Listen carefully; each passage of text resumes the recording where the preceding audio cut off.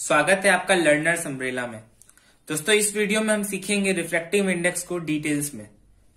तो laws of refraction के second law में हमने देखा था कि हम रिफ्रैक्टिव इंडेक्स को एक कांस्टेंट की तरह देखते हैं और उसको हम निकाल सकते हैं। अगर हम उसको z मान लें तो हम उसको sine i upon sine r से निकाल सकते हैं, जहां पे साइन होता है साइन थीटा जो हम ट्रिग्नोमेट्री में पढ़ते हैं, और आई और आर होते हैं हमारे एंगल ऑफ इंसिडेंस और एंगल ऑफ रिफ्रैक्शन। यहाँ पर हम देखेंगे एक और तरीका जिससे कि हम रिफ्रैक्टिव इंडेक्स को समझ सकते हैं और उसको कैलकुलेट कर सकते हैं। तो refractive index can also be calculate as ratio of speeds of light in two media. तो हम रिफ्रैक्टिव इंडेक्स को इस तरह से भी कैलकुलेट कर सकते हैं। अगर हम मान लेते हैं v1 हमारी स्पीड है मीडियम 1 में जो लाइट की होती है, तो speed of light in medium 1 और ये है हमारी मीडियम 2 में हमारी स्पीड ऑफ लाइट। तो अगर हम इन दोनों का रेशियो निकाल लें तो हमें रिफ्रैक्टिव इंडेक्स मिलता है। दोस्तों, रिफ्रैक्टिव इंडेक्स को लिखने का ये एक तरीका है जिसका ये मतलब होता है कि ये रिफ्रैक्टिव इंडेक्स है, उसको हम शॉर्ट फॉर्म में RI लिखेंगे रिफ्रैक्टिव इंडेक्स को, रिफ्रैक्टिव इंडेक्स ऑफ मीडियम 2, यानी कि medium 2 with respect to medium 1।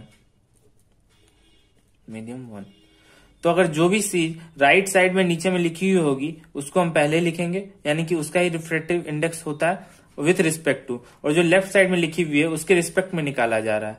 तो ये हमारा रिफ्रैक्टिव इंडेक्स लिखने का तरीका है। तो राइट साइड में वो चीज होगी जिसका रिफ्रैक्टिव इंडेक्स निकाला जा रहा है, और लेफ्ट साइड में वो चीज होगी जिसका रिफ्रैक्टिव इंडेक्स जिसके रिस्पेक्ट में निकाला जा रहा है।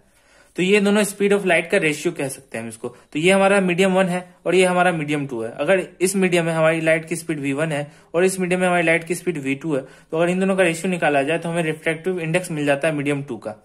किस तरह से? तो ये v1 अपॉन v2 से। रिफ्रैक्टिव इंडेक्स को हम दो तरह से क्लासिफाई भी कर सकते हैं, एब्सोल्यूट और रिलेटिव रिफ्रैक्टिव इंडेक्स। तो आइए सबसे पहले देखते हैं एब्सोल्यूट रिफ्रैक्टिव इंडेक्स क्या होता है। When light is going from vacuum और air to another medium then refractive index is called absolute. तो दोस्तों, हम जैसा कि जानते हैं लाइट की स्पीड वैक्यूम में सबसे ज्यादा होती है, पर सिंप्लिसिटी के लिए हम ये मान लेते हैं कि लाइट की स्पीड वैक्यूम और एयर में लगभग सेम ही होती है। तो इसलिए हम ये मान के चलते हैं, जहां पे वैक्यूम लिखा रहेगा हम ये मान लेंगे कि सेम टू सेम लाइट की स्पीड एयर में भी होगी। तो जब भी लाइट वैक्यूम या एयर में से किसी दूसरे मीडियम में जा रही हो, चाहे वो ग्लास हो, वाटर हो, तो हमारे रिफ्रैक्टिव इंडेक्स जो हम निकालेंगे इस फॉर्मूला से वो हमारा बनेगा एब्सोल्यूट। और एब्सोल्यूट रिफ्रैक्टिव इंडेक्स को लिखने का ये तरीका होता है कि हम जिस भी मीडियम का निकाल रहे हैं, मान लीजिए कि लाइट जो है हमारी एयर या फिर वैक्यूम से ग्लास में जा रही है, तो हमें यहाँ एयर या वैक्यूम लिखने की कोई जरूरत नहीं है लेफ्ट साइड में, हम सिर्फ ग्लास लिखेंगे राइट साइड में, और इस तरह से हम इसको डिनोट कर सकते हैं। हमारा दूसरा क्लासिफिकेशन होता है रिलेटिव रिफ्रैक्टिव इंडेक्स।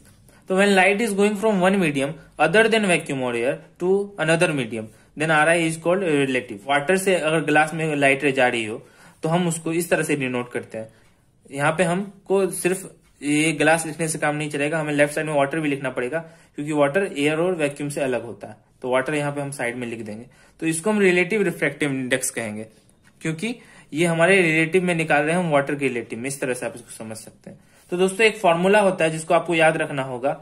ये होता है हमारा रिफ्रैक्टिव इंडेक्स का फॉर्मूला, जिसको कि हम n से डिनोट करते हैं, equal to C upon B, जहाँ पे C होती है हमारी speed of light in vacuum, जो कि एक फिक्स्ड वैल्यू होती है 3 × 10⁸ मीटर पर सेकेंड।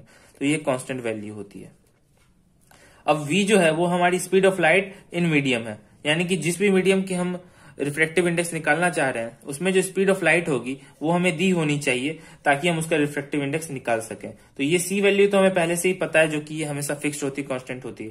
और अगर हमें V की वैल्यू यानी कि speed of light in the medium जिसका कि हमें रिफ्रैक्टिव इंडेक्स निकालना है वो दे रखी हो, तो हम आसानी से किसी भी मीडियम का रिफ्रैक्टिव इंडेक्स निकाल सकते हैं, जिसकी मदद से हम काफी न्यूमेरिकल सॉल्व भी करेंगे।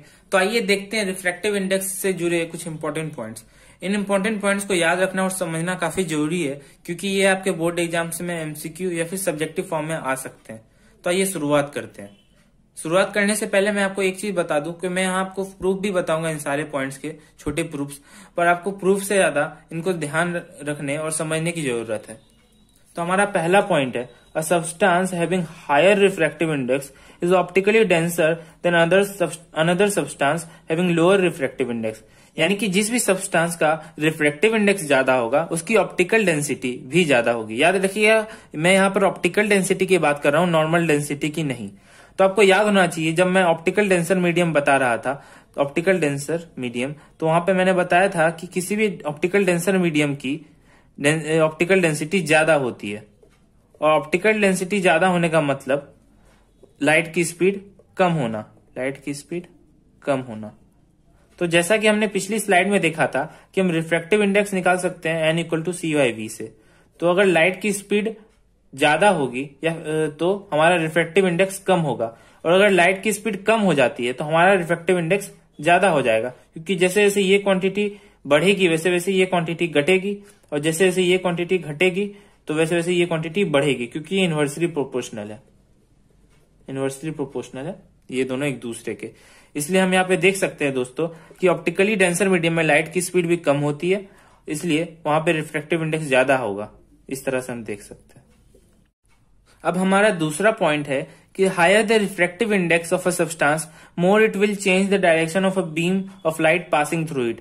यानी कि जिस भी सब्सटेंस का रिफ्रैक्टिव इंडेक्स ज्यादा होगा उसमें लाइट की बेंडिंग भी ज्यादा होगी। अगर ये मान लेते हैं हमारा कोई भी मीडियम 1 है और ये हमारा मीडियम 2 है, तो ये जो लाइट रे इंसिडेंट हो रही है इस तरह से, तो ये हम मान लेते हैं कि नॉर्मल की साइड मुड़ जाएगी ये लाइट रे रिफ्रैक्शन के बाद। तो जितनी ज्यादा रिफ्रैक्टिव इंडेक्स होगी, अगर ये एन की वैल्यू जितनी ज्यादा बढ़ती जाएगी उतनी ज्यादा इस लाइट रे की बेंडिंग बढ़ती जाएगी। तो आखिर ऐसा क्यों? क्योंकि सेकेंड लॉ ऑफ रिफ्रैक्शन में हमने पढ़ा था कि sin I/sin r होता है हमारा रिफ्रैक्टिव इंडेक्स यानी कि n। तो n की वैल्यू अगर बढ़ रही है तो r की वैल्यू कम होगी, क्योंकि sin r और r दोनों ही कम हो जाएंगे, तो हमारे r की वैल्यू भी कम होगी। अगर r की वैल्यू कम होगी तो उतनी ज्यादा हमारी लाइट रे बेंड हो जाएगी नॉर्मल की साइड। तो हम देख सकते हैं कि जितनी ज्यादा हमारे रिफ्रैक्टिव इंडेक्स होगा उतना कम हमारी r की वैल्यू होती जाएगी और उतनी ही ज्यादा लाइट की बेंडिंग होती जाएगी। हमारा तीसरा पॉइंट कहता है कि the refractive index for light going from medium 1 to medium 2 is equal to the reciprocal of the refractive index for light going from medium 2 to medium 1। यानी कि अगर मीडियम 1 से मीडियम 2 में हमारी लाइट रे जा रही है और यहाँ का रिफ्रैक्टिव इंडेक्स हमने n निकाला है, तो अगर हम हमारी लाइट रे मीडियम 2 से मान लेते हैं मीडियम 2 से मीडियम 1 में वापस जा रही है, ये हमारा मीडियम 2 है, ये मीडियम 1 है, तो फिर हम देख सकते हैं जो इसका रिफ्रैक्टिव इंडेक्स होगा ये मान लेते हैं हम n1 है, तो n1 = 1/n होगा।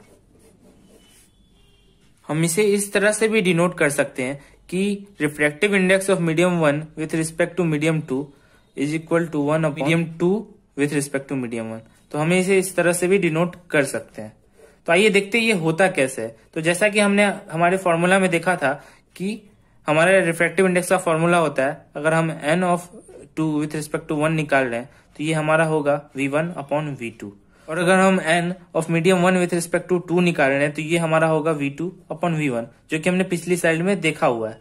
तो इस तरह से हम देख सकते हैं कि ये v1/v2 है और ये v2/v1 है, कि दोनों ये एक दूसरे के रेसिप्रोकल है। तो इस तरह से हमारा थर्ड पॉइंट भी प्रूव हो जाता है। तो ये तीनों पॉइंट काफी इंपॉर्टेंट है दोस्तों, जिनको आपको ध्यान में रखना ही होगा। ये देखते हैं रिफ्रैक्टिव इंडेक्स से जुड़ा एक न्यूमेरिकल। हमारा क्वेश्चन कहता है the refractive index of glass with respect to air is 3/2 and the refractive index of water with respect to air is 4/3. Now find the refractive index of glass with respect to water. हम जानते हैं कि air से जब भी हमारी light रे किसी दूसरे मीडियम में जाती है तो रिफ्रैक्टिव इंडेक्स निकालने का हमारा फॉर्मूला होता है n = c/v, क्योंकि हम मानते हैं कि हमारी लाइट की स्पीड वैक्यूम और एयर में दोनों सेम ही है, यानी कि 3 × 10⁸ मीटर/सेकेंड। इस वैल्यू को लिखने की हमें इस क्वेश्चन में जरूरत नहीं पड़ेगी, तो हम इसको c ही मानकर चलते हैं। तो हम मान लेते हैं कि हमारे ग्लास का g से हमको डिनोट करेंगे, वो है हमारा c/ हमारा vg, यानी कि speed of light in glass. और वहीं पर अगर हम वाटर की बात करें तो nw है हमारा c/vw। तो इस तरह से हमको यहाँ पे इक्वेशन सॉल्व करने पड़ेंगे। हमें ng की वैल्यू यानी कि रिफ्रैक्टिव इंडेक्स ऑफ ग्लास की वैल्यू दे रखी है, जो कि 3/2, इसको हम c/vg लिख सकते हैं। यहाँ से अगर हम vg की वैल्यू कैलकुलेट करेंगे तो ये आएगी 2c/3। और अगर इस इक्वेशन से हम देखें तो ये हमारा nw की वैल्यू दी हुई है 4/3।